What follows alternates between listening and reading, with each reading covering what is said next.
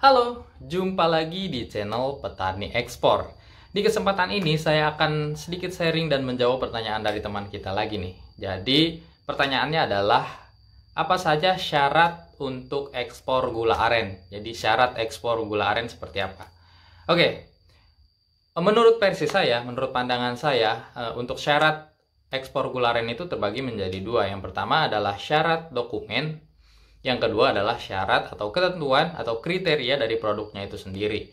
Yang pertama adalah syarat dokumen. Biasanya untuk ekspor gula aren ini sama dengan kita kirim barang yang lain atau ekspor yang lain kurang lebih sama. Jadi biasanya syarat ekspornya adalah untuk legalitas ya. Legalitas biasanya cuma NIB dan NPWP itu saja. Baik itu NIB perorangan, kemudian NIB CP, NIB PT, bahkan sekarang kan ada yang namanya PT perorangan. Itu sudah bisa asalkan izin ekspor impornya sudah bisa diakses gitu ya, atau sudah aktif seperti itu. Kemudian selanjutnya untuk surat pengantarnya, kan untuk legalitas nih cukup dua aja, NIB sama NPWP. Itu saja sudah cukup sebetulnya. Nah, untuk surat pengantarnya ke pelabuhan gitu ya, ke forwardernya biasanya diminta shipping instruction, kemudian commercial invoice, packing list seperti itu.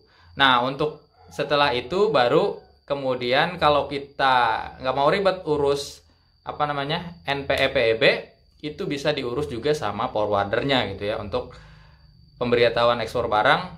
Terus NPE ya, itu bisa diurus sama forwardernya, jadi kita tinggal bayar seperti itu. Kemudian untuk BL ya pasti BL itu akan dikeluarkan ketika kita kirim barang ke luar negeri. Jadi seperti itu. Sebetulnya kalau legalitas, kalau badan hukum atau dokumen ya, syarat dokumen itu cuma NIB aja sama NPWP. Itu saja biasanya. Nah, itu yang tadi seperti CIPL, kemudian shipping instruction itu bisa dikatakan surat pengantar lah seperti itu ya.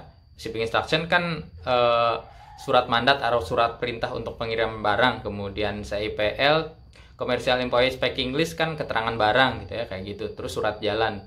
Udah seperti itu saja. Nah, kalau misalkan ketika nanti pengiriman ada diminta sama bayarnya atau sama negaranya diwajibkan untuk pomigasi, ya bisa diurus di forwarder untuk pomigasi, kemudian ISPM gitu. Kalau ada untuk standar palet dan lain sebagainya, itu bisa dibantu uruskan sama forwarder. Nah, kita tinggal bayar saja. Mudah kan? Kemudian selanjutnya biasanya kalau buyer minta, ada juga yang membutuhkan Certificate of Origin. Itu bisa kita urus sendiri, COO, tapi tidak semua buyer meminta itu.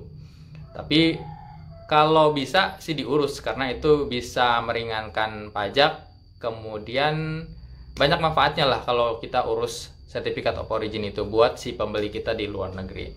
Itu ya untuk syarat dokumennya. Jadi dokumennya itu sama dengan dokumen ekspor barang-barang lain, yaitu cuma NIB dan NPWP aja gitu ya. Kalau badan hukum ya PT lebih bagus gitu ya. CP juga nggak apa-apa. Perorangan pun sebetulnya bisa gitu, seperti itu.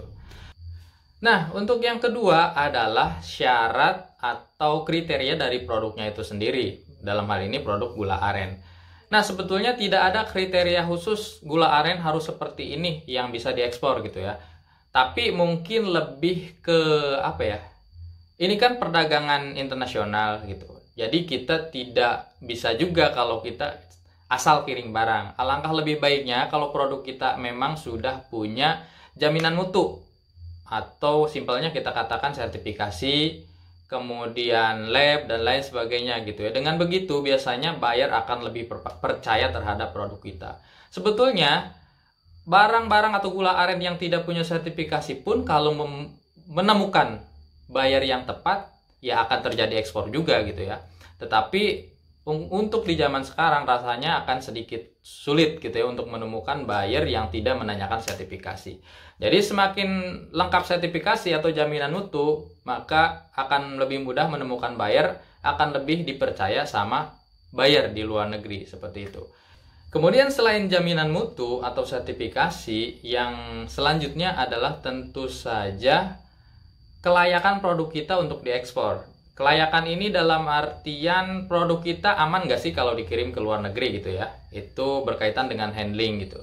Kalau misalkan kita kirim gula semut kita ke luar negeri dalam jangka waktu 2 minggu atau 1 bulan gitu ya, itu berjamur nggak di dalam kontainer atau meleleh nggak di dalam kontainer. Itu yang harus dipertimbangkan juga. Jadi selain jaminan mutu, tentu saja kita harus mempertimbangkan kelayakan produk kita, baik itu di packing, kemudian di produknya itu sendiri. Karena ya semakin baik atau semakin layak produk kita diekspor, maka akan lebih mudah untuk menjalankan bisnis ekspor ini gitu ya. Karena ya semakin sedikit resiko semakin bagus lah, seperti itu. Oke, mungkin itu ya sedikit sharingnya. Jadi untuk syarat ekspor gula aren, yang pertama syarat dokumennya adalah sebetulnya cuma badan hukum aja, NIB sama NPWP, seperti itu ya yang diminta biasanya. Terus ya yang lain-lain itu kan pengantar ya, pengantar dokumen pengantar untuk kirim barang. Kemudian yang kedua adalah syarat atau kriteria produknya itu sendiri. Yang pertama adalah harus punya jaminan mutu, ya minimal SNI lah, seperti itu ya, seperti halal, BPOM dan lain sebagainya. Kemudian yang kedua adalah kelayakan produk kita untuk diekspor gitu. Seperti itu ya kurang lebih sharing kali ini. Jika kamu merasa video ini bermanfaat, jangan lupa klik tombol subscribe untuk mendukung channel ini. Karena saya akan terus berbagi atau sharing seputar dunia pertanian aren dan juga ekspor tentunya. Terima kasih. Wassalamualaikum warahmatullahi wabarakatuh.